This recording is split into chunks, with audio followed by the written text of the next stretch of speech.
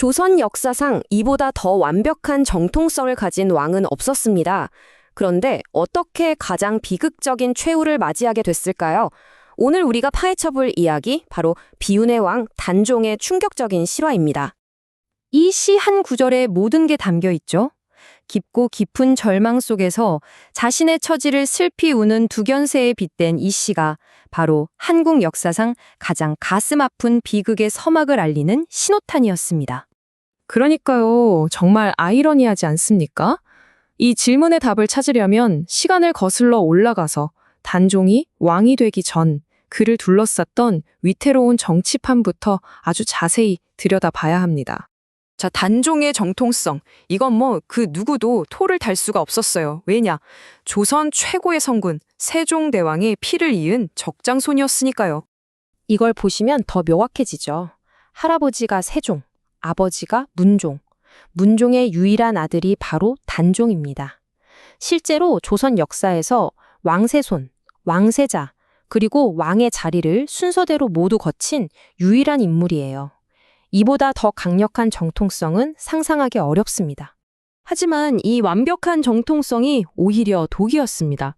어머니는 단종을 낳고 바로 다음 날 돌아가셨고 아버지 문종마저 왕위에 오른 지 고작 2년 만에 승하하셨죠. 결국 11살이라는 너무 어린 나이에 왕이 된 단종 곁에는 이 거대한 권력의 소용돌이 속에서 자신을 지켜줄 든든한 왕실 어른이 아무도 없었던 겁니다. 아버지 문종도 어린 아들이 걱정됐겠죠. 그래서 황표정사라는 시스템을 남깁니다. 이게 뭐냐면 똑똑하고 충성스러운 신하들이 알아서 할 테니 어린 왕은 그냥 결제 도장만 찍으라는 일종의 안전장치였어요. 의도는 좋았죠. 하지만 현실은 전혀 달랐습니다. 이 제도는 역설적으로 단종의 손발을 모두 묶어버렸고 그를 아무 힘도 없는 이름뿐인 왕, 허수아비 왕으로 만들어버리고 맙니다. 왕의 힘이 이렇게 약해진 절호의 기회를 한 남자가 결코 놓치지 않았습니다. 바로 단종의 작은 할아버지, 왕좌를 향한 검은 야심으로 가득 차 있던 수양대군이었죠. 당시 조정은 이 두 세력의 팽팽한 대결 구도였습니다. 한쪽은 아버지 문종의 유지를 받들어 어린 왕을 보필하던 김종서, 황보인 같은 대신들. 그리고 다른 한쪽은 이건 왕권을 바로 세우는 일이다 라는 명분을 내걸고 뒤로는 칼을 갈던 야심가, 수양대군이었던 거죠. 그리고 마침내 운명의 밤이 찾아옵니다. 1453년 10월 10일, 역사의 계유정난이라고 기록된 피의 밤이죠. 정말 단 하룻밤이었어요. 그날 밤을 기점으로 조선의 모든 권력 구도가 잔인하게 뒤바뀌어 버립니다. 그리고 이제 겨우 10살이었던 어린 왕은 포식자 같은 숙보의 소나기에 완전히 갇히게 된 거죠. 수양대군이 모든 권력을 장악했지만 모두가 이 현실에 순응한 건 아니었습니다. 불의에 맞서 목숨을 걸었던 충신들의 저항이 곧바로 시작됐죠. 그 저항의 중심에는 바로 사육신이 있었습니다. 성삼문, 박팽년 같은 지편전 학자들, 그야말로 당대 최고의 엘리트들이었죠. 그들은 어린 왕을 배신하느니 차라리 끔찍한 고문과 죽음을 택했습니다. 하지만 너무나 안타깝게도 단종을 구하려던 이들의 목숨 건 칭정은 오히려 비극을 더 재촉하는 결과를 낳고 맙니다. 수양대군이 이 사건을 빌미로 단종을 압박해서 왕위에서 끌어내리고 마침내 스스로 왕, 즉 세조가 되었으니까요. 단종의 또 다른 숙부, 금성대군 역시 포기하지 않았어요. 자신의 유배지에서 군사를 모아 복위운동을 벌였죠. 하지만 이마저도 실패로 돌아가면서 단종의 운명은 이제 정말 돌이킬 수 없는 파국으로 치닫게 됩니다. 결국 이 모든 복위운동의 책임은 고스란히 단종에게 돌아왔습니다. 왕에서 상왕으로, 그리고는 모든 지위를 박탈당한 채 평민 노산군으로 강등되죠. 이제 어린 왕은 홀로 아주 고독하고 슬픈 마지막 길을 떠나게 됩니다. 그가 보내진 곳은 바로 강원도 영월의 청룡포였습니다.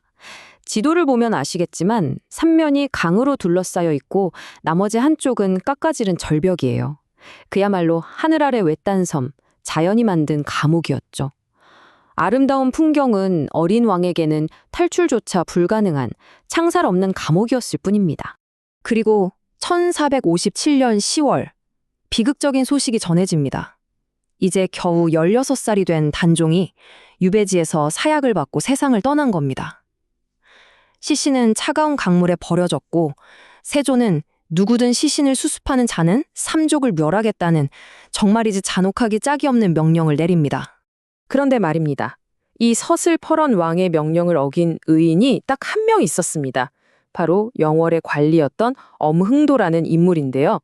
그는 가문이 몰살당할 위험을 무릅쓰고 한밤중에 몰래 강물에서 단종의 시신을 수습해서 근처 산에 정성껏 묻어주었습니다. 그의 용기 덕분에 왕의 마지막 존엄성이 지켜질 수 있었던 거죠. 이렇게 단종의 삶은 16세에 비극적으로 끝났지만 그의 이야기는 여기서 결코 끝나지 않았습니다.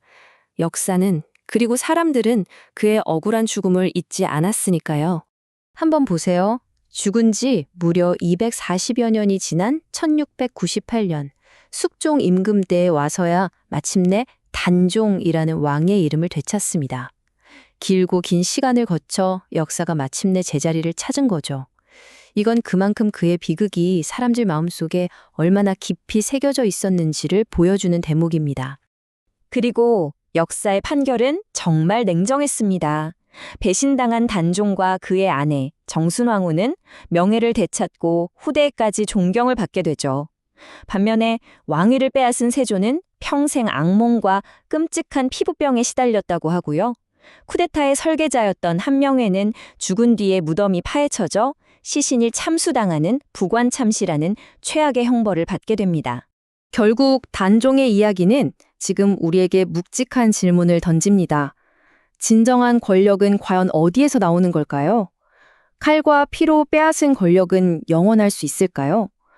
당대에는 절대 권력처럼 보였던 세조의 시대는 끝났지만 비극적인 소년왕의 이야기는 500년이 넘는 세월 동안 사람들 마음속에 살아남아 역사의 최종 판결이 무엇인지를 똑똑히 보여주고 있습니다.